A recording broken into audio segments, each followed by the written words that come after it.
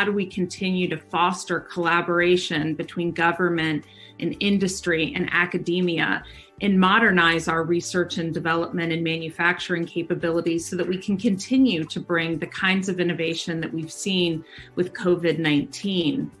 But it also begins with affordability and access, ensuring that patients can continue to benefit from the rich and robust innovation that our country has brought to bear. It means addressing some of the policy challenges that patients face today. For seniors, it might mean capping their out-of-pocket costs so that they can afford to receive the types of medicines they need. It means lowering cost sharing so that patients cannot not just access innovation, they can afford the innovation, and ensuring that their costs are predictable so that they know what they're going to pay when they show up at the pharmacy counter. And it also means ensuring the rebates and discounts that our industry offers to insurance companies and pharmacy benefit managers make its way back to the patients when they're sitting at the pharmacy counter.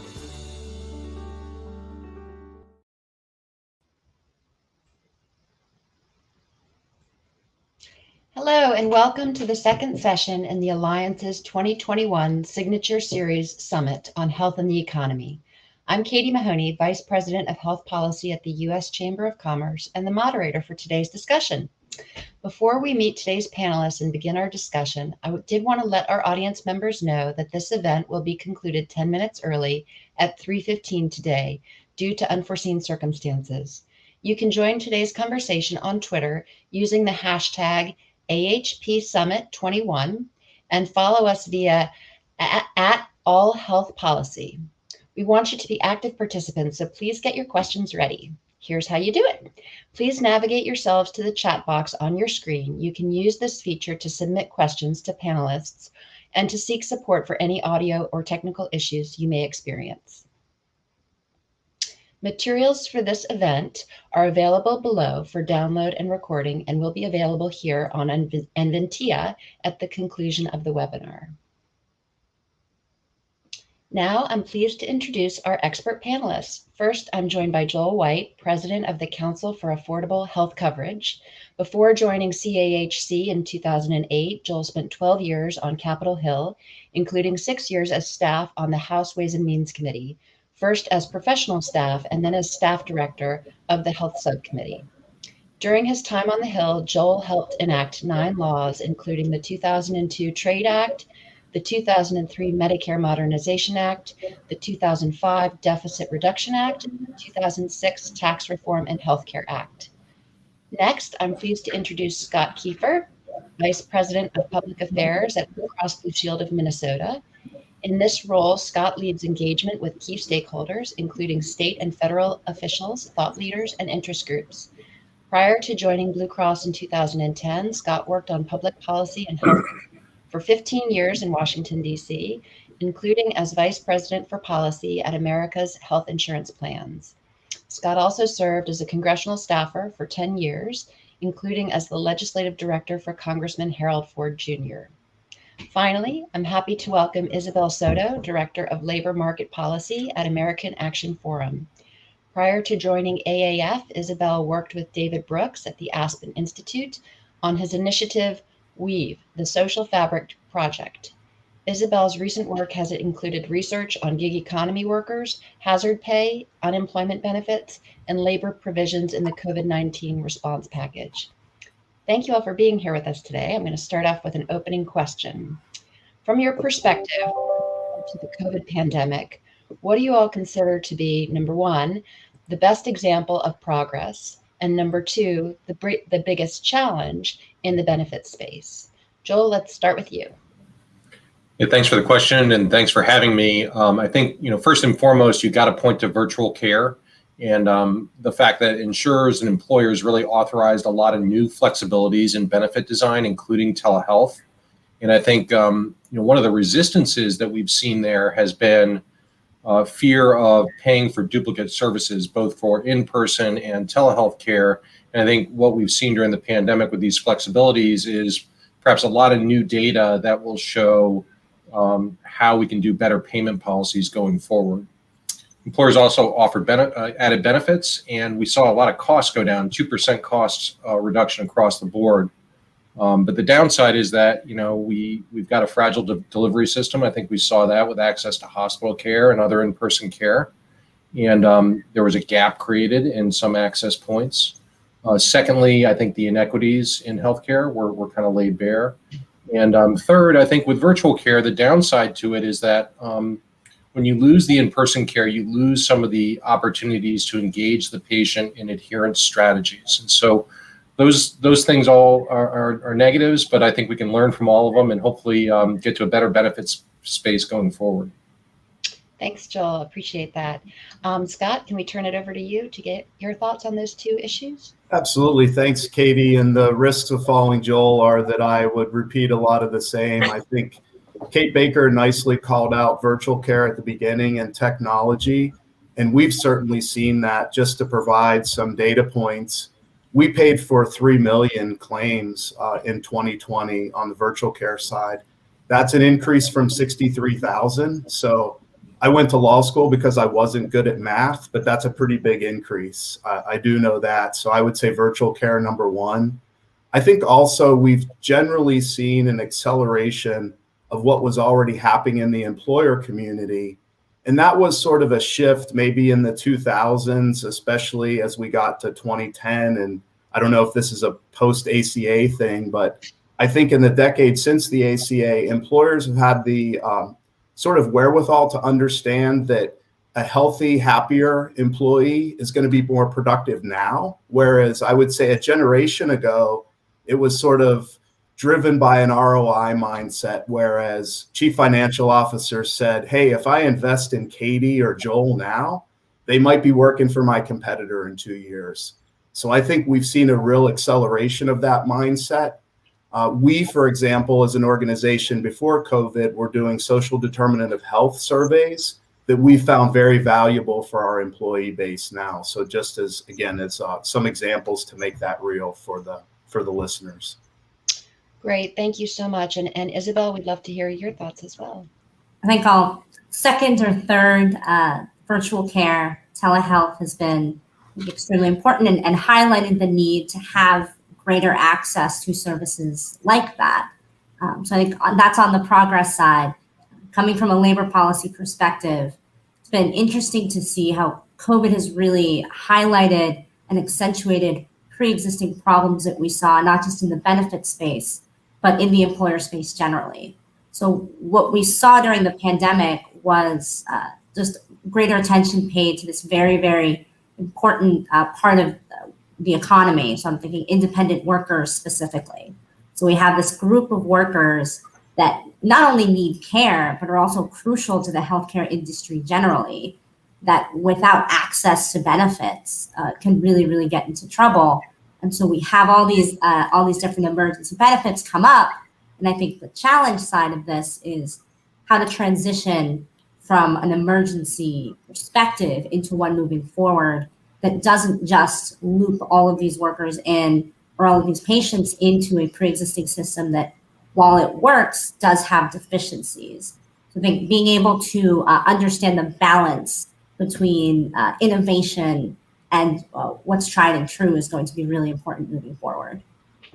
Thanks so much. I think one of the things that we've seen at the Chamber as an organization that represents business writ large is really increased dedication to workers, both kind of from the perspective of the labor challenges that we're facing during and post-pandemic in terms of worker shortages, but also in terms of the increased needs that employees and their families are really desperate for in terms of mental health supports and others. And so I think it's been an interesting time where we've really seen the employer-sponsored system rise to the occasion in terms of creating nimbleness and flexibility and increased supports for employees.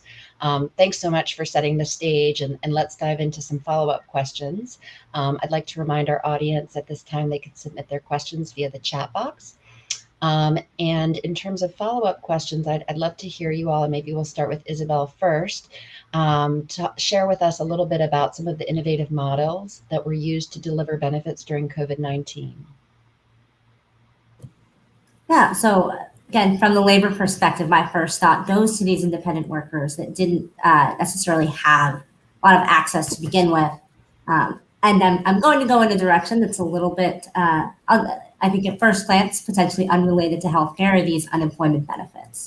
But the research that we're seeing supports time and time again that unemployment does have a very serious effect on health, even more so when you're a worker that's left without any sort of support. Shifting to the more traditional model, we saw these increases in the COBRA subsidies.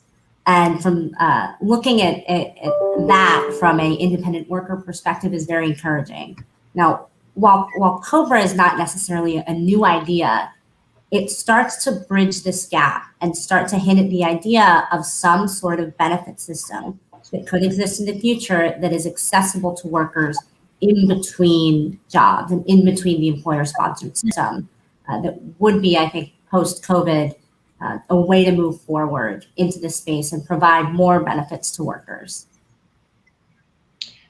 Thank you. And Scott, I would imagine, given your work semi-directly with the delivery system, would love to hear your thoughts and innovative models that you've seen from the insurer perspective.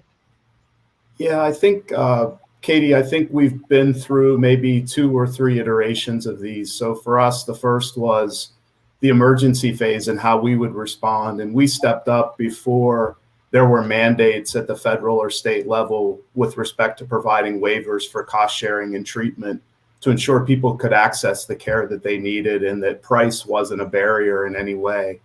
The second is that I think in terms of managing our employees and what we were doing as an employer, we saw that for many of our employees, and this was informed by our social determinant of health work, that they had a caregiving need. So we provided 15 days of leave above and beyond the typical leave for all associates that they could use when they were providing care for an immediate family member for COVID.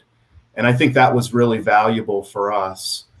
Coming out of the pandemic, I think, as I said, I think we'll see an acceleration of sort of pre-existing what was happening. And one thing that we know is clear is that people want greater predictability out of the healthcare system to the cost equation. So we're piloting a new model this fall that will do that. It will provide cost certainty from an out-of-pocket standpoint.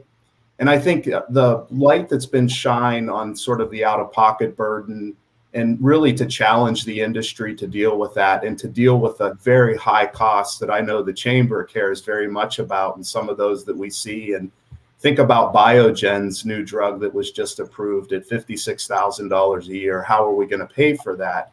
But as we think about those models, we really need to integrate not just the navigation, the price certainty, but also the care delivery component so that people are going to receive their follow-up care. And we know that that's very, very important in COVID because especially when you look at the very odd situations around the long haulers and people who may have initially had relatively mild or moderate symptoms, but struggled for months on end.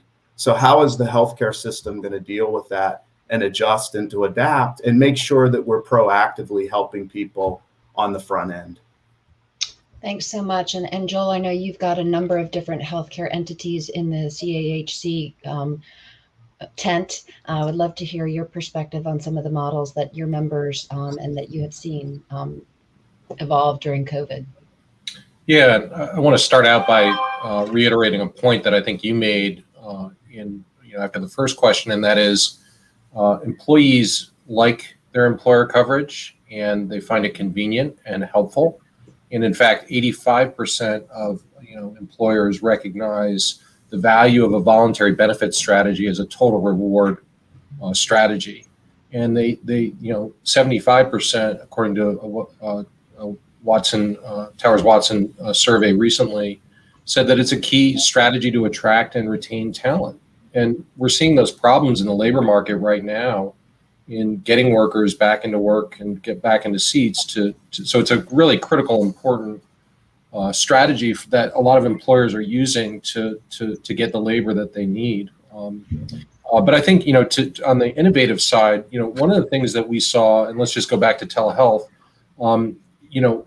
mental health has been a long-standing challenge. I think the pandemic exacerbated a lot of the challenges that we see in the mental health space because of isolation and aloneness and fear and other factors. We've seen an increase in opioid use disorder, substance use disorder, alcoholism, and just underlying illnesses that were exacerbated by the pandemic. One of our members employed a telehealth strategy around OUD and SUD in combination with some mobile health clinics, and they reduced the no-show rate from 25% to 8%. And in OUD, SUD, that is critical because if you're not getting your follow-on care on a regular basis, your likelihood of a hospitalization increases by almost tenfold. And if you go to an emergency room and crash on an OUD, SUD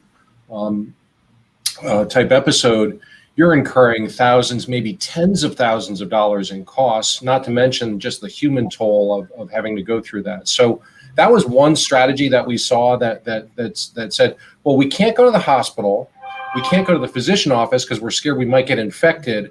We'll bring the care to the patient in their home, and that resulted from a lot of flexibilities from the federal government, Congress, and employers and insurers.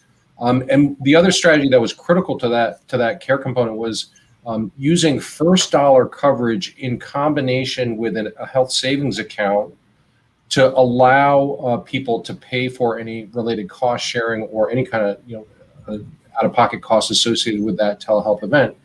It was astounding, and I think that's a model that we need to replicate because, to wrap up here, in mental health, what we see is oftentimes a reluctance to go in person because people can identify you, and it's kind of nice to be able to access care at the computer without having to maybe expose like some challenges that you're having in life. So that was a particularly innovative model. There are dozens and dozens of others that we could point to. Really, America got creative in how they pay for and deliver health benefits, and I think there's a lot to learn here with the pandemic and apply at a federal and state level moving forward.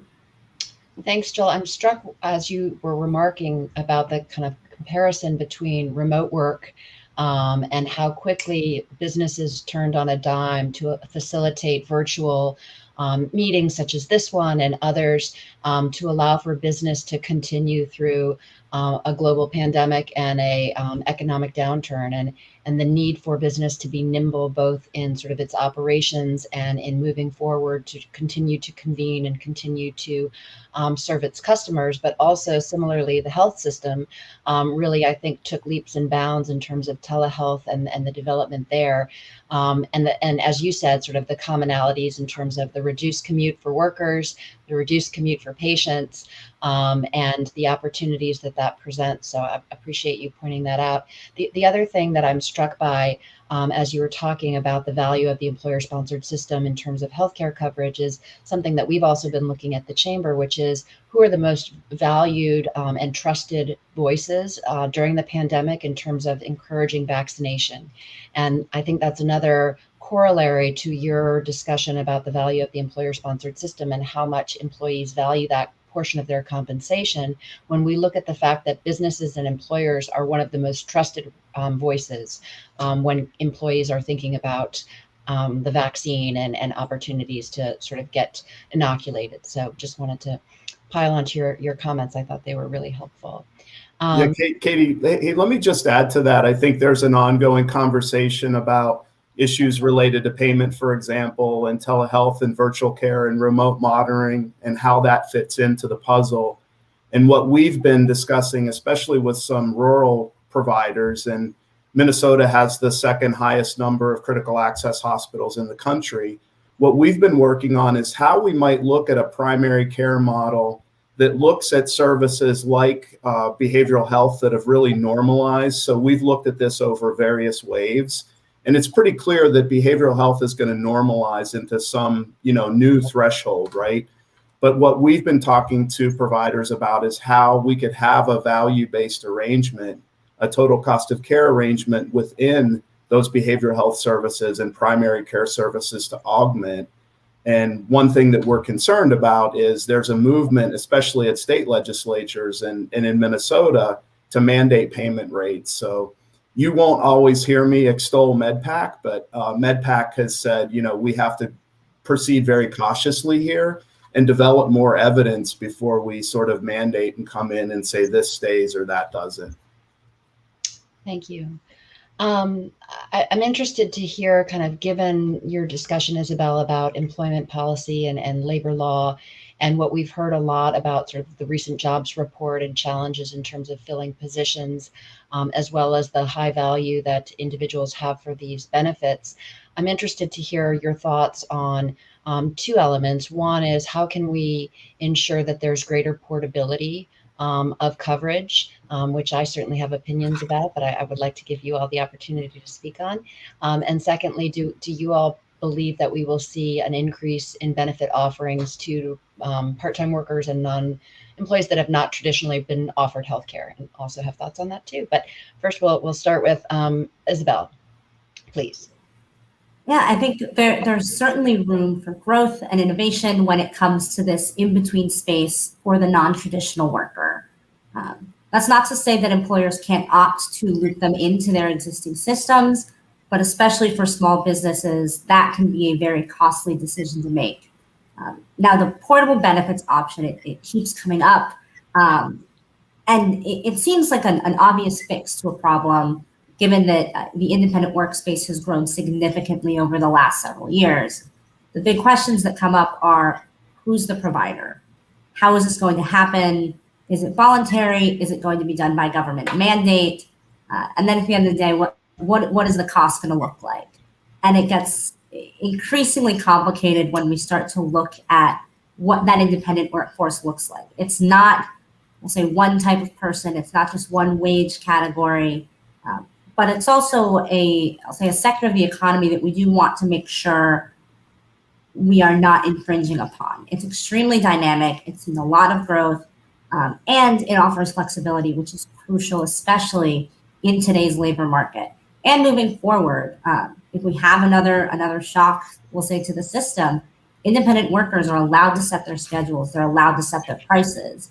And so there's this difficulty when it comes to talking about employers providing these pre-existing benefits, that they don't want to run into a classification issue when it comes to the 1099 workers or independent contractors. So there are some options. There's been some discussion. I personally am optimistic about having some sort of portable benefit system created through bipartisan action. There are people interested in doing this. The question is who the provider is. I'm thinking that along the lines of maybe some nonprofit, some third party that isn't handing down a mandate. Because I think once we start to put down mandates, costs are going to get out of control, and it really is just going to affect small businesses, who are the groups that we really need to be aware of and make sure that we're supporting during a time of economic recovery. I think there was a second part to that question in terms of offering more benefits. The short answer, to let everyone else jump in, yes, I think there's going to be a push, and there has been a push, not just from the employer side to offer more diversity in benefits, but also from the current Biden administration, I think particularly along the lines of childcare benefits and paid family leave. Thank you. Joel, turn to you next. Yeah, I think one of the challenges that we saw with part-time and gig workers is that a lot of those jobs dried up. And there's always been challenges in delivering benefits to those types of workers. And there's been kind of two strategies, I think. The first has been like what California has done and mandate some kind of a relationship and kind of a forced kind of subsidy to help get benefits to those workers. And the other way is kind of more, how do we incentivize small businesses, part-time worker, even if they're with a large business, or gig employees, how do we get better benefit structures in place so that those benefits can be offered on a voluntary basis? And one of the ideas that we've been kicking around at CHC is to allow multiple employers to contribute to like a health savings account and get a tax break for doing so, whether or not the gig worker or the part-time employee has major medical, so that you'd at least start offsetting some of the out-of-pocket costs that occur there, or you could tie it to a major medical policy. But I think, we need to get really creative in this space, because I think, as Isabelle indicated, the number of folks who are in these arrangements, I think, is going to increase over time, not become less. And that's just a factor of the new economy and kind of how people want to work, I think, in many cases, and how they will work in the future. So we need to get creative. As you're talking about contributions to an HSA by multiple employers, it reminded me of a policy that the Chamber supported that is still in effect, and I hope will continue, which is the health reimbursement arrangement opportunity for employers to put tax-preferred dollars into an account so that individuals can purchase healthcare coverage on the individual market. And I think those are the sorts of ideas, along with your HSA concept, that may really provide portability and flexibility and expand choice. And I think as we are thinking about the new economy and the new types of workers and different needs that different populations have and different ages have, I think to the extent that we can create choice and opportunities for a variety of different types of benefits and assistance, it's really important. The other thing that I'll just mention that the Chamber was very supportive, that I think will help these workers that may not necessarily have a traditional employment role, is the potential, and Scott Kiefer, I'm going to duck as I say this, is the association health benefit opportunity, and recognizing that the regulation that was finalized in the prior administration is being held up in litigation and likely to not be an opportunity. There continue to be mechanisms whereby single industries can offer that type of pooling arrangement to employees and employers. And so really think it's important that we think about all the different options that are available. And I'm going to duck and find another question to ask Scott.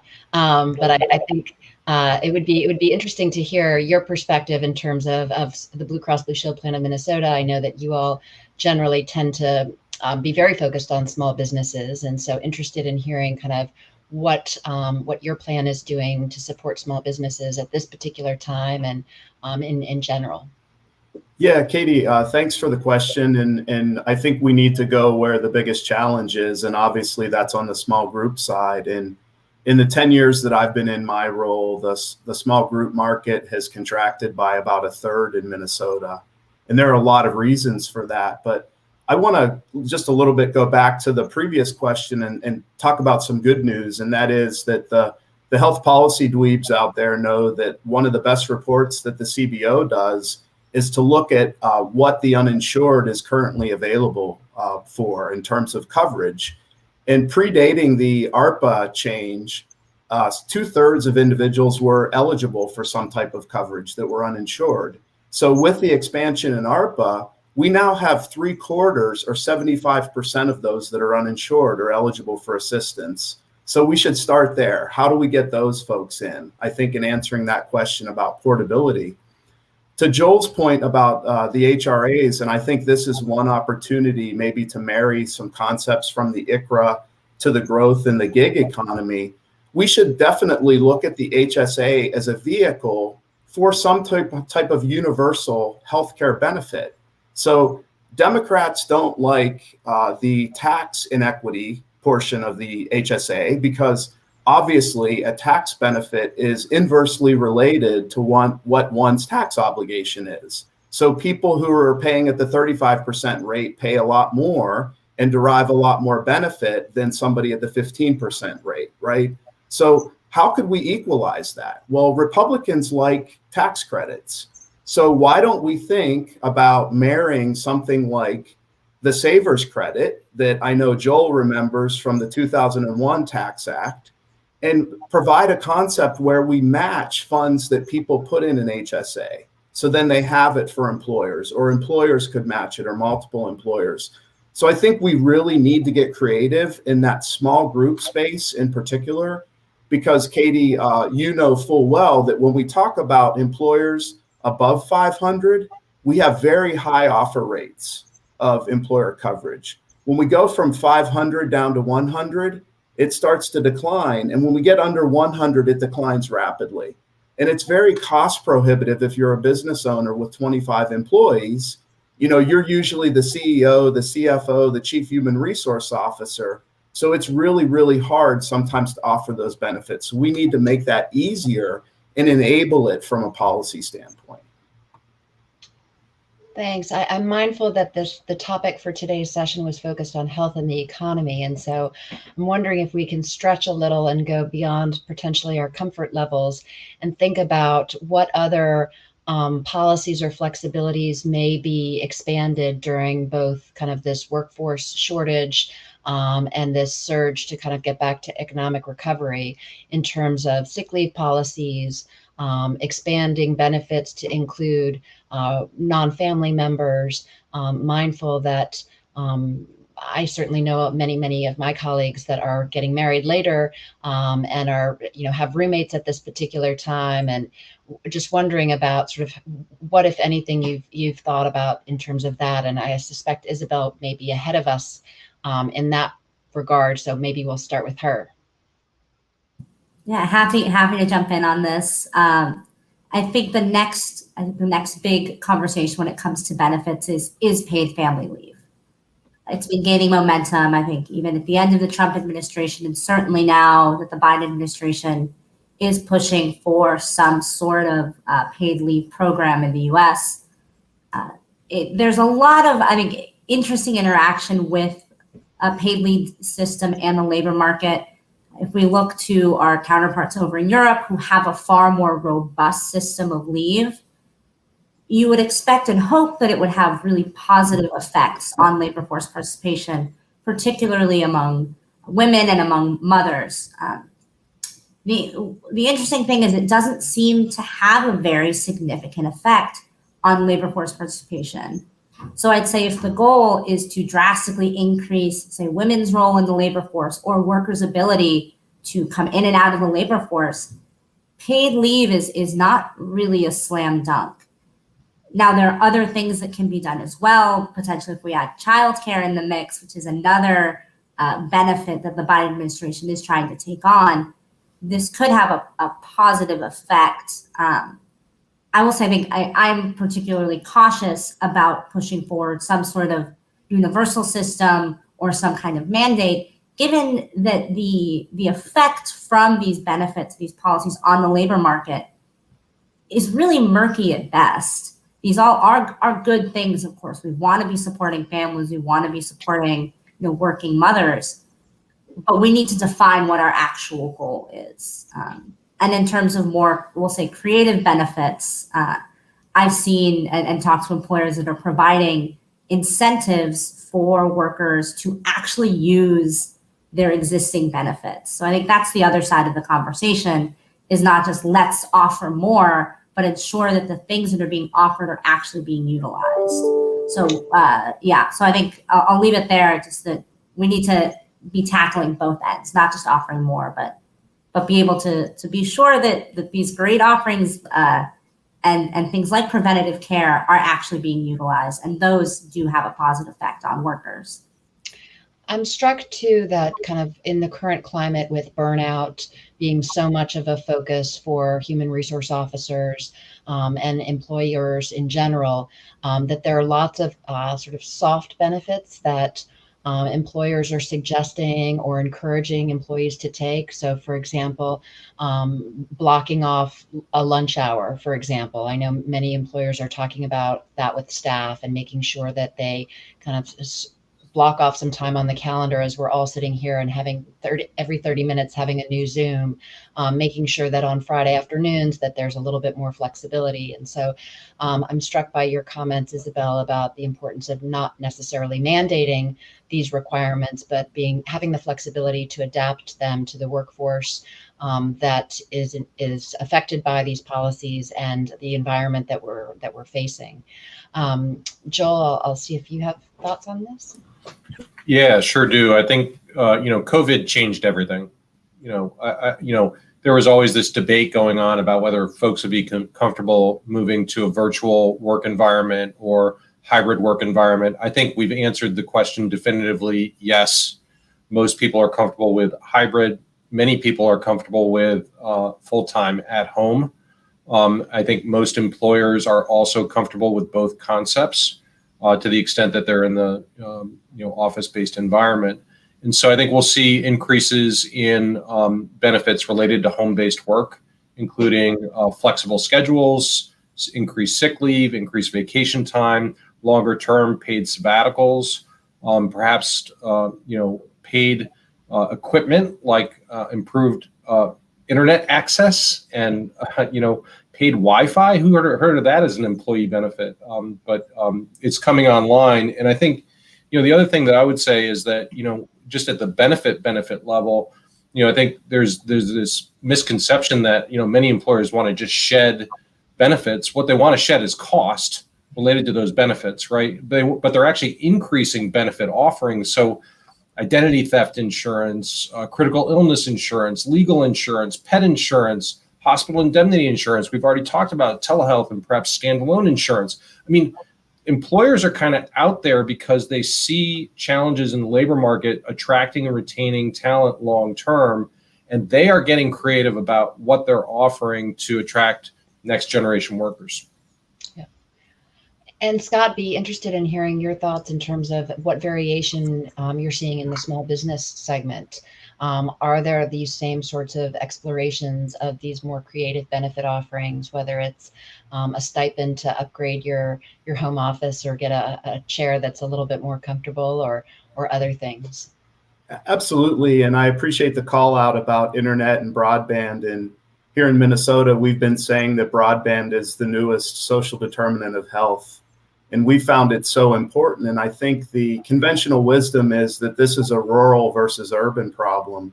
And that's just not true. One of the reasons why telephone only services were so important, and we think that those should be maintained in some degree, is because many of our low income populations, particularly on the Medicaid side, lack access to the internet or lack an iPad or a computer to obtain those services. So I think that's an issue that's very important.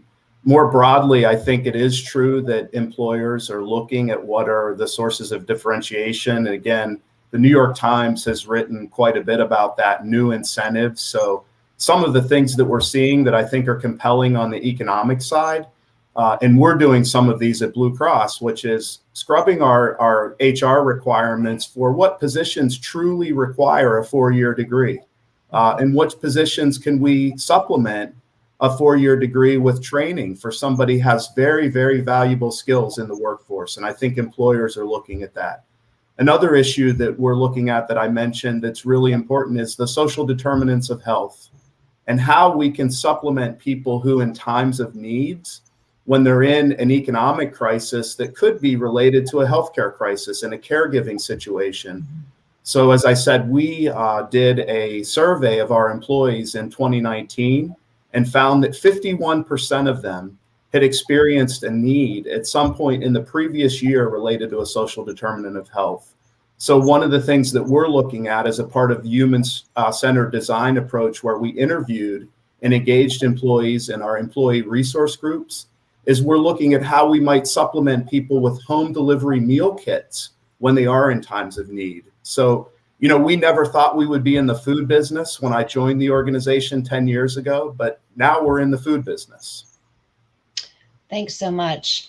I see that we're approaching the end of our time, so I'll just pose one more question and hopefully we'll have some quick, concise answers. Given the focus on,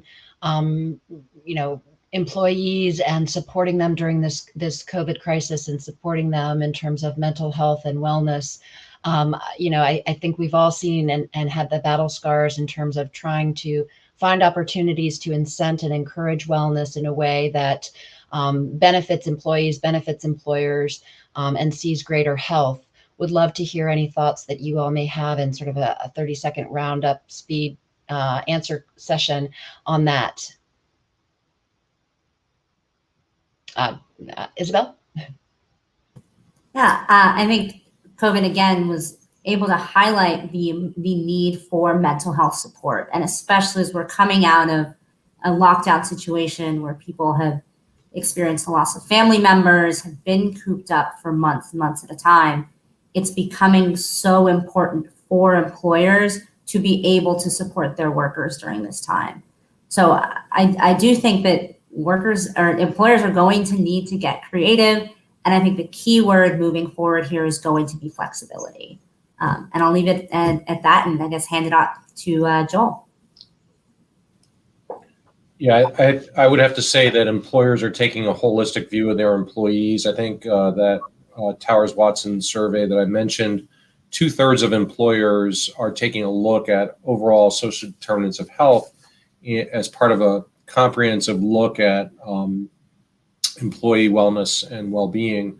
And so just one, kind of factor, a lot more employers are now offering training and classes around financial preparedness and good financial management caretaking, because they know that an employee who's stressed about whether they can pay their mortgage or bills are not going to be as productive at their jobs. And ensuring that whole person wellness is increasingly top of mind for employers now. And I think over the next 3 years, it's going to become even more important. Thank you. Scott, last word? Yeah, I would just say, Katie, that we need to simplify the navigation in the system, and that should be a priority for all stakeholders, employers, the delivery side. And I think that's one lesson from COVID when we look, for example, at virtual care and your comments earlier about how we stood those up very quickly. So how do we sustain that and improve it going forward? Thank you so much for your insights on this, Joel, Isabelle, and Scott. Thank you for joining us this afternoon as panelists, and good to see you all, my friends. Make sure to join us tomorrow for the audience on the phone and on the video for our final 3 sessions of the Alliance of Health for Health Policy. The first panel will be supporting small businesses to support health, which begins at 1 p.m. Eastern Time. We hope that you'll open the survey module on the left of your screen to complete a brief evaluation for this event. Your feedback helps us plan future events, and a link to the survey will also be emailed to you later today. Scott, Isabelle, Joel, again, thank you so much for joining us today, and take care and be well, everyone. Thank you.